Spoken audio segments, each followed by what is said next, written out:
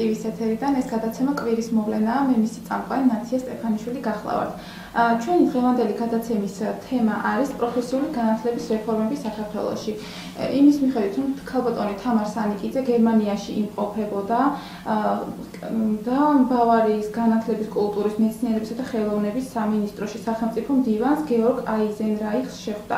სამუშაო შეხვედრაზე ორი ქვეყნის წარმომადგენლების მიერ განხილული იქნა პროფესიული განათლების მხარდაჭერისა და განვითარების მიზნობრივი პროგრამა.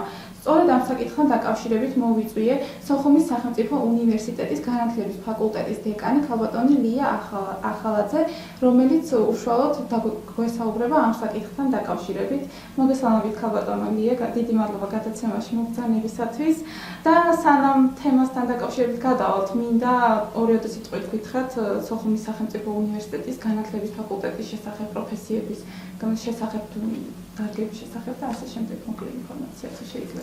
მოგესალმებით, მივესალმებით თქვენს ტელემაყურებელს და ძალიან ამაყივარ იმით, რომ ჩვენი ფაკულტეტის სტუდენტს მიყავს გადაცემა, მიყავს თავისუფლად საუბრობს ასე თავისუფლად იმ თემებზე, რომელიც ასე ვთქვათ პრობლემატურია ჩვენი ქვეყნისთვის.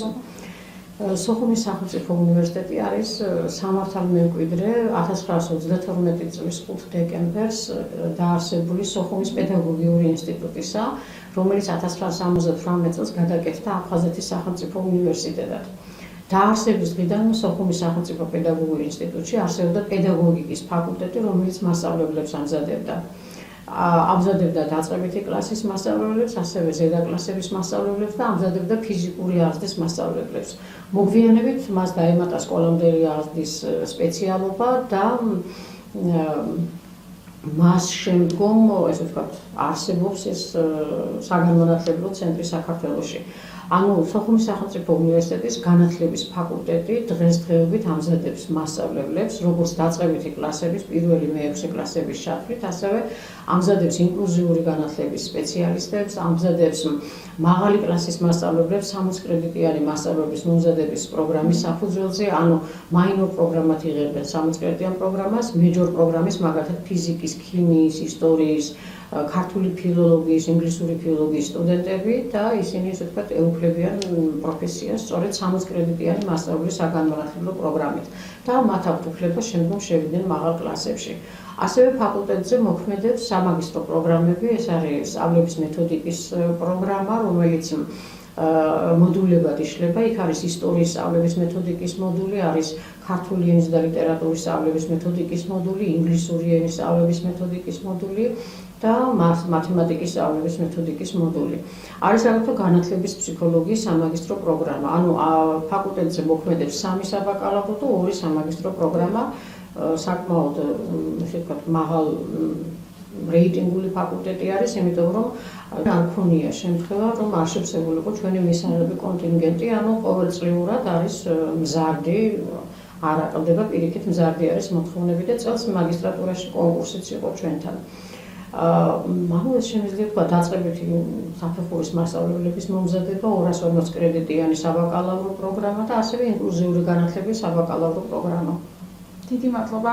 ახლა გადავიდეთ თვითონ გადაცემის თემაზე, ანუ მოგეხსენებათ, რომ განათლების მინისტრი იყო გერმანიაში, არის გერმანიაში უბრალოდ ვიზიტით.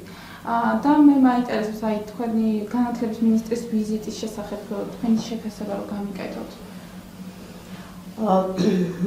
ქალბატონი თამარ სანიკიძის ვიზიტი ეხება რამდენადაც ჩვენ საინფორმაციო საშუალებებიდან ვიცით პროფესიული განათლების საკითხს და ეს ძალიან მნიშვნელოვანი ვიზიტი არის, როგორც ჩანს ეს წინასწარ დაიგეგმა სწორედ ბავარიაში, რადგანაც გერმანია არის ის ქვეყანა და კონკრეტულად გერმანიაში ბავარია არის ის რეგიონი, სადაც ყველაზე კარგად არის პროფესიული საგანმანათლებლო სისტემა ჩამოყალიბებული, სწორედ დუალური, ასე ვთქვათ, განათლება აპრობირებული და როგორც ჩანს, იქ გამოცდილების გაზიარების მიზნით და ურთიერთთანამშრომლობის დარეგულირების თვალსაზრისით ამ კუთხით, რომ გაიზარდოს ინტერესი. ჩვენი განათლებისა და მეცნიერების სამინისტრო დიდი ხანია მუშაობს პროფესიული საგანმანათლებლო სპეციალობების მხრივ დიდი ხანია ამას აკეთებს და მე მიმაჩნია რომ ეს არის ერთ-ერთი მნიშვნელოვანი ვიზიტი, რადგანაც გამოცდილების გადმოტანა, გერმანული მოდელის გადმოტანა, გერმანული იმ მექანიზმების გაგება აცნობა ფაქტობრივად რა მექანიზმებითაც ხორციელდება დუალური განათლება და პროფესიული საგანმანათლებლო სისტემა ძალიან მნიშვნელოვანი იქნება ჩვენთან რომ დაინერგოს ეს. ანუ რამდენად მნიშვნელოვანია აღნიშნული ვიზიტი პროფესიული განათლების ხარისხის გაუმჯობესებისათვის? ჩვენთან არის პროფესიული საგანმანათლებლო პროგრამები, არსებობს პროფესიული საგანმანათლებლო პროგრამების სტანდარტები, რომელთა საფუძველზეც არის შექმნილი ეს პროგრამები, მაგრამ სტანდარტების საფუძველზე, მაგრამ არ არის ესე ვთქვათ გამოცდილება ამ თვალსაზრისით, იმიტომ რომ ეს ახალი დანერგილია, სტანდარტებიც ახალი შექმნილი და ჩამოყალიბებულია. არსებობს აკრედიტირებული პროგრამები პროფესიულ საგანმანათლებლო სისტემაში, ეს აქვს როგორც უმაღლეს სასწავლებლებს, აქვს აგრეთვე საზოგადოებრივ კოლეჯებს და მაგრამ არ არის გამოცდილება მაგალითად ბაზრის კვლევასთან დაკავშირებით, როგორი არის ამ პროფესიებზე ბაზარზე ესე ვთქვათ მოთხოვნილება, რადონის მოთხოვნილება არის თუ არა საერთოდ მოთხოვნილება ამ პროფესიებზე. შემდგომ არ არსებობს ჩამოყალიბებული მექანიზმი და უშუალოდ როგორ განხორციელდეს დამსაქმებელსა და პროფესიული საგანმანათლებლო პროგრამის განხორციელებელ უნივერსიტეტს შორის ურთიერთობები და როგორ დარეგულირდეს ეს ურთიერთობები. მოგეხსენება დუალური განათლება ნიშნავს იმას, რომ გათვალისწინებული იყოს თეორიული სწავლებას, რომელსაც ახორციელებს საზოგადოებრივი კოლეჯი ან უნივერსიტეტი, და მეორე მხრივ დამსაქმებელი, რომელიც პრაქტიკულ ესე ვთქვათ ცოდნას აძლევს, ხო? აი ამ ურთიერთობების მექანიზმები ჩვენთან ამის გამოცდილება არ არის, ამის გამოცდილება აქვს გერმანელებს, რამდენადაც ჩვენ ვიცით, ყველაზე კარგად ეს დუალური განათლება და პროფესიული საგანმანათლებლო სისტემა გერმანიაში არის მოწესრიგებული და მიმაჩნია, რომ იქედან ამ მოდელის გადმოღება არის ძალიან მნიშვნელოვანი ჩვენთვის. და ხელსაყრელიც არის, იმიტომ რომ მათ უკვე ეს მზასახით აქვთ. თუმცა აქ შეიძლება ერთი მომენტის გათვალისწინებაც გერმანია არის ქვეყანა, სადაც უფასო განათლება არის ხელმისაწვდომი. ჩვენთან ეს ხელმისაწვდომი არის იმ საგანმანათლებლო პროგრამებისათვის, მხოლოდ რომელსაც სამსაფეხურიანი ესე ვთქვათ სისტემა აქვს, მაგალითად რომელსაც დოქტორანტურა აქვს. მხოლოდ იქ არის ესე ვთქვათ უფასო ადგილები გამოყოფილი იმ პროგრამებისათვის და მე მიმაჩნია, რომ თუ ჩვენ ამას დავნერგავთ, ალბათ საჭირო იქნება პროფესიული პროგრამების ის ბაზარზე მოთხოვნადი პროფესიული ესე ვთქვათ სპეციალობების დაფინანსება მოხდეს აუცილებლად იმ საგანმანათლებლო პროგრამებისა. თუ ეს დაფინანსება მოხდება, მაშინ ინტერესი უფრო გაიზრდება. პირველად უნდა მოხდეს ბაზრის კვლევა, რომელი ასე ვთქვათ სპეციალობები არის მოთხოვნადი ბაზარზე, შემდგომ უნდა შეიქმნას ის საგანმანათლებლო პროგრამები პროფესიული მიმართულებით, რომელიც მოთხოვნადია და დაფინანსდეს ისინი. აი ამის შემდგომ უკვე იქნება ხელსაყრელი, უფრო საინტერესო იქნება ეს ახალგაზრდებისათვის, იმიტომ რომ დღეს პრაქტიკულად პროფესიული ისეთი სპეციალობები, როგორიცაა მარკშეიდერი და ასე შემდგომ, ისინი არ არის საინტერესო სკოლა დამთავრებული აბიტურიენტებისათვის. ისინი ძირითადად ბაკალავრიატისათვის ემზადებიან და ემზადებიან უფრო დიდი ნახტომისათვის ცხოვრებაში. არ ვფიქრობენ, რომ ამ პროფესიულ სპეციალობებს დაეუფლებიან. და მე ვფიქრობ, რომ თუ იქნება იქ დაფინანსება და პირველ ეტაპზე ისინი ამ სპეციალობებს გაივლიან, შემდგომ უფრო ინტერესი გაიზრდება და ვისაც სურვილი ექნება, შემდგომ გააგრძელებს მაღალ საფეხურზე ბაკალავრიატში და მაგისტრატურაში სწავლას. და ერთ დავამატებდი კიდე, ჩვენს ფაკულტეტზე არ არის პროფესიული საგანმანათლებლო პროგრამა განათლების ფაკულტეტზე. საინტერესო არის ის ფაქტი, რომ უმაღლეს სასწავლებლებსაც აქვს პროფესიული საგანმანათლებლო პროგრამების განხორციელების უფლება და საზოგადოებრივ კოლეჯებსაც, ხო? და ჩვენ ვაპირებთ სკოლამდელი აღზრდის საგანმანათლებლო პროგრამა გავაკეთებთ, იმიტომ რომ ჩვენ გვაქვს ამის გამოცდილება, სოხუმის სახელმწიფო უნივერსიტეტის განათლების ფაკულტეტს იყო არსებობდა სკოლამდელი აღზრდის საბაკალავრო პროგრამა, მაგრამ მოგეხსენებათ სკოლამდელი აღზრდა ბაკალავრიატიდან გადატანილი იქნა პროფესიულ საგანმანათლებლო სისტემაში და შესაბამისად ჩვენ გვინდა რომ ეს უკვე სტანდარტი არსებობს ამის შესახებ და ამ სკოლამდელი აღზრდის საგანმანათლებლო პროგრამას აუცილებლად განვახორციელებთ.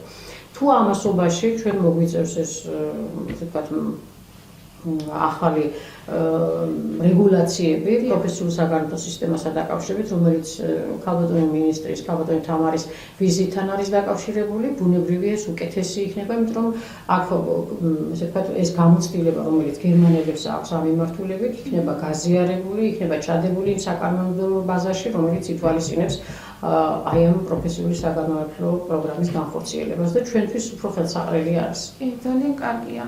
თქვენ ორი ხედავთ თუ შეგიძლიათ წარმოგიჩნოთ აი საქართველოში პროფესიული განათლების შესახებ? ჩვენ მოდი ვიყოთ იდეალისტები არ ვიყოთ და რეალურად შევხედოთ ცხოვრებას. ჩვენ ვხედავთ იმას ამ წუთას, რომ ვინც ამთავრებს სკოლას, ყველას უნდა ბაკალავრიატში ჩააბაროს. ანუ არ არის პროფესიული სპეციალობები მოდაში, მოკლედ რომ ვთქვათ, მაგრამ თუ ჩვენ დავაფინანსებთ, ისე ვიმეორებთ ამ პროგრამებს, თუ ეს პროგრამები იქნება მიმზიდველი და მიმზიდველი გახდება იმის შემდგომ, რაც ჩვენ ბაზრის კვლევას გავაკეთებთ, ანუ ბაზარზე, დასაქმების ბაზარზე რა სპეციალობებზე არის მოთხოვნები, ამას დავუმატებთ იმ მექანიზმებს, რომელიც გავიზიარებთ, ესე ვთქვათ, გერმანელებისგან იმ გამოცდილებას, იმიტომ რომ ჩვენთან არ არის ჩამოყალიბებული მექანიზმები დამსაქმებელსა და საგანმანათლებლო პროგრამის განხორციელებელს შორის. როგორი ურთიერთობები უნდა იყოს, ამის მექანიზმები არ არსებობს.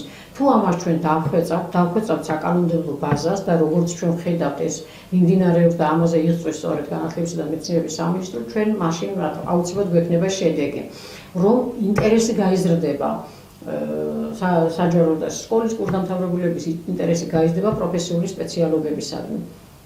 იმიტომ რომ ნამდვილად არსებობს ბაზარი ამ სპეციალობებზე, თუმცა ინტერესი არის ნაკლები. იმიტომ რომ სწავლის რატომ დაკარგოს დავუშვათ სწავლის ქირის გადასახადი მან იმ სპეციალობაზე, რომელიც შეიძლება შემდგომ არ გამოადგეს მას ცხოვრებაში.